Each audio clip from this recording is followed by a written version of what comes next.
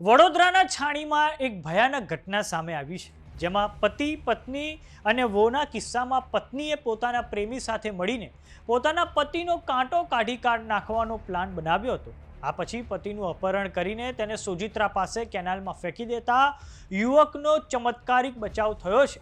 Police દ્વારા 6 અપહરણકારોની ધરપકડ બાદ યુવકની પત્નીની પણ ધરપકડ હવે કરવામાં આવી છે. તો આવો જાણીએ સમાચાર વિસ્તારથી. નમસ્કાર, જમાવટ સાથે હું છું પાર્થ.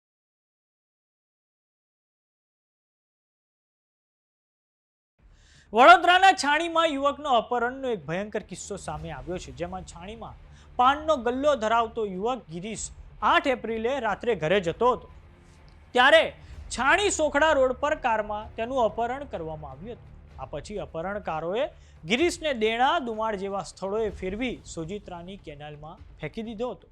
જોકે ગિરીશના હાથમાં પિલ્લર આવી જતા તે 3 કલાક પાણીમાં રહ્યો હતો અને આ પછી સવારે 6 વાગે કેનાલમાંથી બહાર નીકળી લોકોની મદદ માંગીને આ પછી તે ઘરે પહોંચ્યો હતો. ગિરીશ પટેલે આ પછી છાણી પોલીસ મથકે ફરિયાદ નોંધાવતા પોલીસ અને ક્રાઇમ બ્રાન્ચે તપાસનો ધમધમાટ શરૂ કર્યો હતો. પોલીસે ટેકનિકલ સર્વેલન્સના આધારે ખેડાના કૌશિક શર્મા, જીતેન્દ્ર બારિયા, ઉમંગ પ્રજાપતિ, રુદ્ર રાવળ, ગોવિંદ ભોઈ, પૃથ્વી ભોઈની ધરપકડ કરી છે. આરોપીઓની પૂછપરછમાં ચોંકાવનારો ખુલાસો થયો છે કે આ સમગ્ર કાવતરાની માસ્ટર માઇન્ડ અન્ય કોઈ નહીં પણ વેપારી ગિરીશ પટેલની પત્ની ફાલ્ગુની પટેલ જ હતી. પોલીસે ફાલ્ગુનીની પણ ધરપકડ કરી છે અને તમામ કાવતરાખોરોને જેલના સળિયા પાછળ ધકેલી દેવામાં આવ્યા છે. પોલીસની તપાસમાં એ પણ સામે આવ્યું છે કે ફાલ્ગુની અને હેર સલૂન ધરાવતા કૌશિક શર્મા સંપર્કમાં હતા. તેમને સાથે રહેવું હોવાથી ગિરીશ નડતો હતો, જેથી ગિરીશનું કાસળ કાઢવા કૌશિકે નીલકંઠ મારફતે વડોદરાના નરેન્દ્ર ઉર્ફે નિકુલ ગોસ્વામીને 35,000ની સોપારી આપી હતી. અપહરણકારોએ જ્યારે ગિરીશને કેનાલમાં ફેંક્યો ત્યારે એવું માની લીધું હતું કે તેનો જીવ જતો રહ્યો છે, પરંતુ આ પછી ગિરીશનો ચમત્કારિક બચાવ થયો હતો.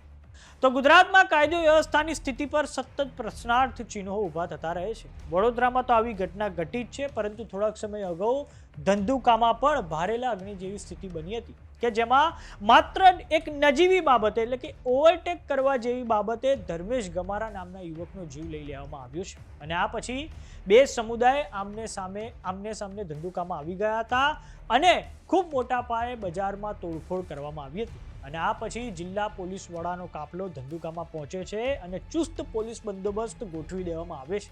ત્યારબાદ ધંધુકામાં સઘન એક કોમ્બિંગ પણ હાથ ધરવામાં આવે છે. અને હવે ધંધુકાની આ ઘટનામાં હાલમાં તો શહેરમાં શાંતિનો માહોલ છે, પરંતુ જે ઘટના છે તેના મૂળિયા સુધી પહોંચવા માટે હવે ડીવાયએસપી પ્રજાપતિની અધ્યક્ષતામાં એક એસઆઈટીનું ગઠન કરવામાં આવ્યું છે.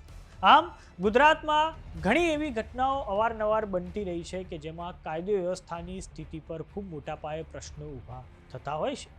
તો સમાચારોમાં અત્યારે બસ આટલું. જોતા રહો જમાવટ. જો તમે અમને યુટ્યુબ પર જોઈ રહ્યા તો સબસ્ક્રાઇબ કરો, જો તમે અમને ફેસબુક પર જોઈ રહ્યા તો ફોલો કરો. સાથે જ અમારી વોટ્સઅપ ચેનલ આવી ગઈ છે, જોઈન કરવાનું ના ભૂલતા. નમસ્કાર.